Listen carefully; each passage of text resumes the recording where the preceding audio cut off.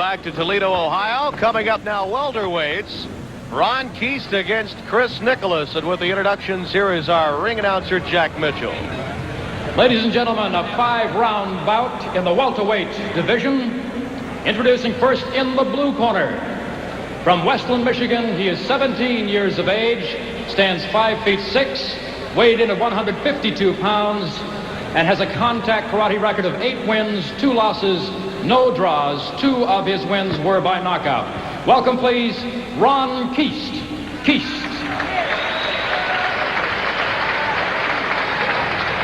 In the red corner, from Fulton, Ohio, 27 years of age, he's 5 feet 11 inches tall, weighed in at 154 pounds, has a contact karate record of 13 wins, 1 loss, no draws. 7 of his wins were by knockout. Welcome, please, Chris Nickolas.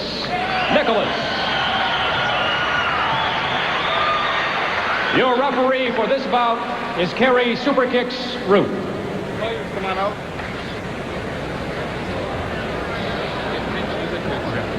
All right, guys, you know the rules already. I'm explaining one more time. I want you to listen to what I tell you to do. If I tell you to stop or to break, do that immediately. Keep your defense up and wait till I can tell you to continue to keep fighting, all right? If somebody gets knocked down or falls down or slips, do not punch or kick them when they're on the ground.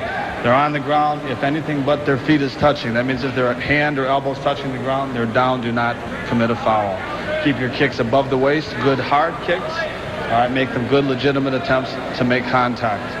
All right, good luck to both of you. If there is a knockdown, I want you to go to the neutral corner and wait till I tell you to continue.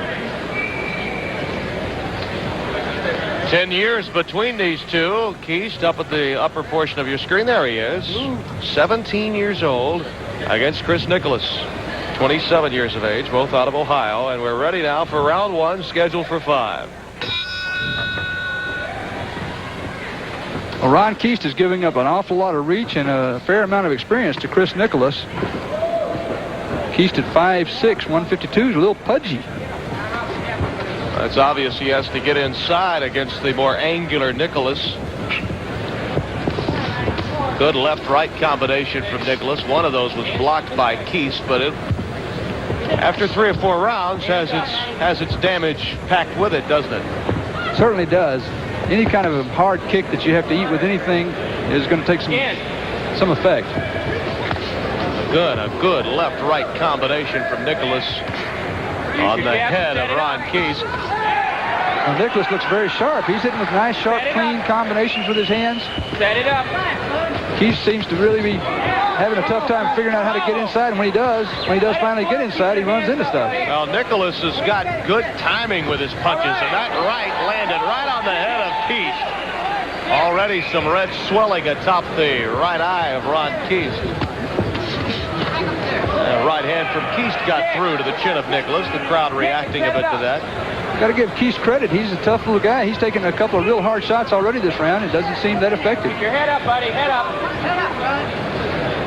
I don't know if it's a good thing to be all that tough. You know, you get hit too much when you're tough.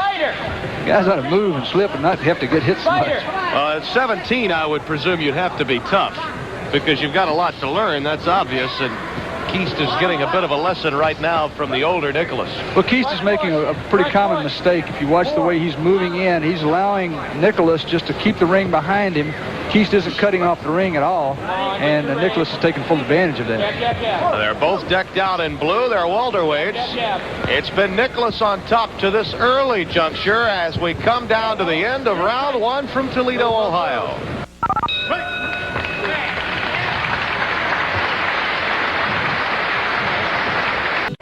We're ready now for the start of round number 2, scheduled for 5 here. Chris Nickolas and Ron Keast. Tim Brando and John Worley with you, and we're happy you joined us on ESPN. Just that quickly, Keast goes down as a slip, as ruled by Terry Roop, our referee.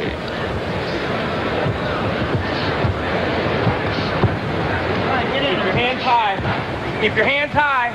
Well, Chris, hands up. Keast continuing to come in, pressing the action from Nickolas. Grow a beard. Grow a beard. I'm sure his game plan is just to try to get inside, work his way inside, and see if he can't use some upper body strength. They may think that because he's a little shorter, he may be a little stronger in there. But he sure has had a tough time going in there unscathed. first round, Nickolas looked a bit better, though. His timing is not quite what it was in the first round, at least not in the opening portion of round 2. Well, that may be his indication that Keast is doing a little better. There goes a mouthpiece. Keast just knocked out a mouth guard. In these 5-round preliminary bouts, they are allowed to stop, wipe that thing off, and get it back. In round number 2, Keast with a right hand, a glancing right hand, really not a hard right from Keast. And Nickolas comes right back with left-right combinations, and Keast corners Nickolas now. I think Nickolas may be making a mistake if he tries just getting there and bang with Keast, because that's really what Keast wants to have happen. Hands up, Chris. In the opening round, he was sticking and moving a little bit. Hands up. Well, that's the way he should be fighting this fight, is using that reach advantage. He's got a lot of reach there, and he's just not really taking advantage of it. Not like he did in the first round. Yeah, Chris. 30 seconds are left now in the second round. Ron Keast in the Columbia blue. Chris Nickolas in blue, trimmed in black. Nickolas the taller of the two. Keast from nearby Westland, Michigan. Nickolas out of Canal Fulton, Ohio. Coming down to the end of round 2.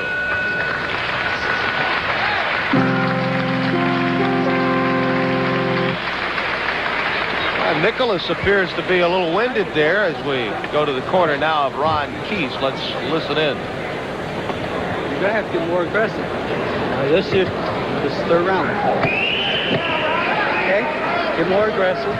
Keep your left up. Okay? Ron Keast had a better round in the second round. We're going to show you now just how he did it. And he got inside, didn't he, John? He was able to do that because Chris Nickolas did this, just stood there and let him come on in, wasn't hitting him on the way in. Nice little uppercut there that dislodged Nickolas's mouth guard. And he'll give you if you let him bend over. He wants to. There you go. Breathe deep. Don't settle for one punch when you can get 5.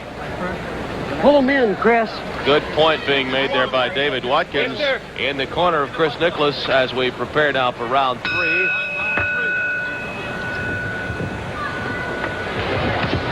Nickolas took some deep breaths there in that corner. I think he was a bit winded. He threw a barrage of punches, John, in the early rounds. Remember, he is giving up 10 years to the younger Keast. How do you have it scored at this point? I've got Nickolas unofficially here ahead 2018. But if he's not in real good shape, I don't think he's going to be able to knock Keast out, and Keast seems to be in excellent shape. He just keeps coming in. Could get to be a long fight for Nickolas. Left round kick from Keast. He's really throwing round kicks, whereas Nickolas will come with side kicks, a couple of front kicks. He's got more dexterity than the younger Keast. That's obvious. Oh, and a good left right up against the head of Keast by Nickolas that scored. Keast just fell forward, and he's taking more punches from Nickolas. He's eating an awful lot of stuff. Well, I tell you, for 17 years old, he's getting in there and taking a lot of punishment.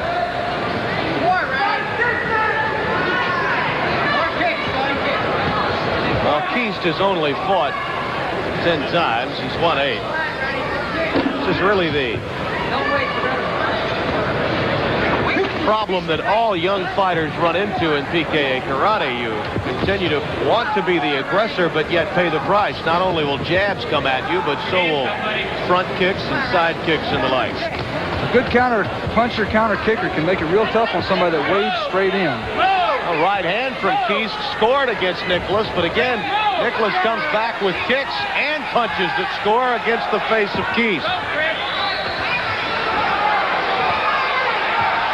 No lack of heart on Ron Keast, that's for sure. He's a tough guy. He's becoming the crowd favorite here, isn't he? We come down to the end of the third round here.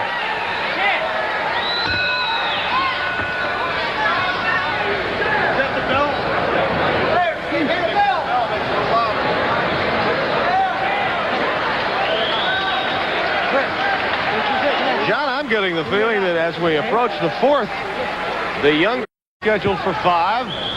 These are welterweights. Ron Keast, 5'6", 152 pounds against Chris Nickolas, 5'11", 154.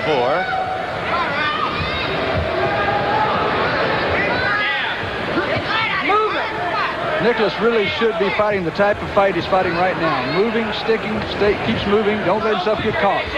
Ooh, a left hand from Nickolas right on the chin, absorbed by Keast. He just keeps on coming, though. Another left that scored. Keast countering with a left hand of his own.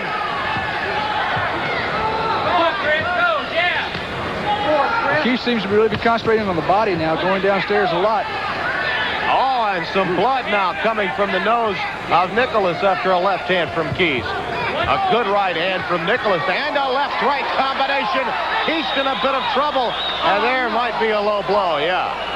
A real low kick. Yeah. Terry Roop, the referee, giving Keast time to get back in the flow. Both fighters have taken their fair share of punches here in the fourth round.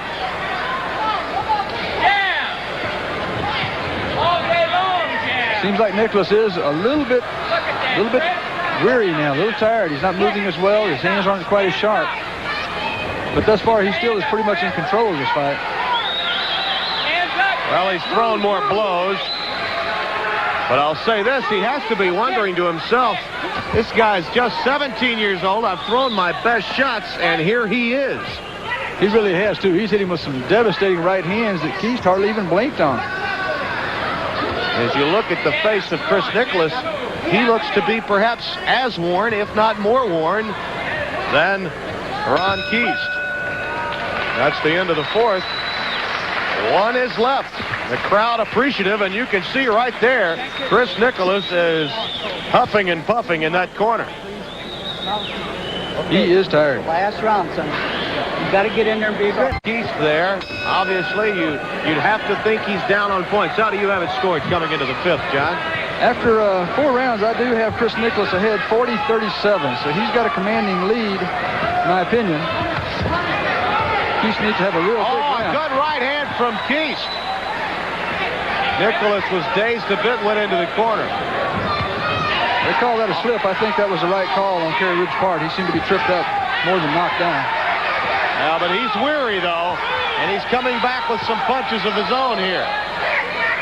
This has really been a good action 5-rounder from both these guys. Only 10 fights for the 17-year-old Ron Keast. That's still a lot of fights for one that's only 17 years old.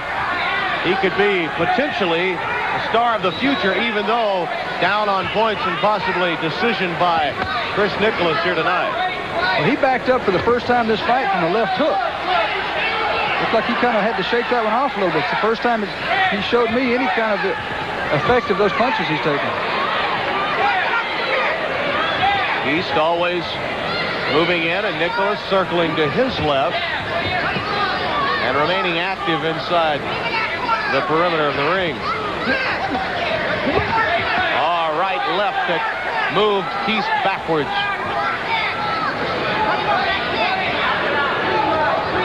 Under 30 seconds left in the final round.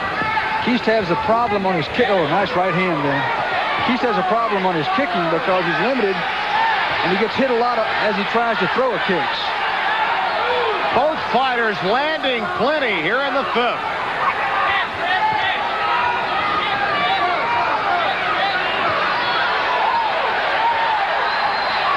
Both fighters ending with a flurry here, and the crowd loves it.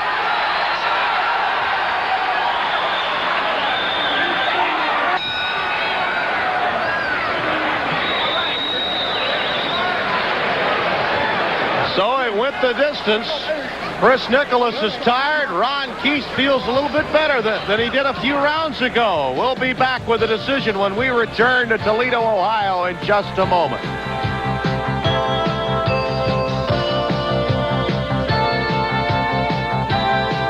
They were a couple of active welterweights, and we're waiting now for the decision on this bout between Ron Keast and Chris Nickolas. With that decision is our ring announcer, Jack Mitchell. We have a decision, ladies and gentlemen. Judge Sherman scores the fight 50-45. Judge Day scores the fight 50-47. Judge Sawyer scores the fight 49-47. The winner, majority decision, red corner, Chris Nickolas.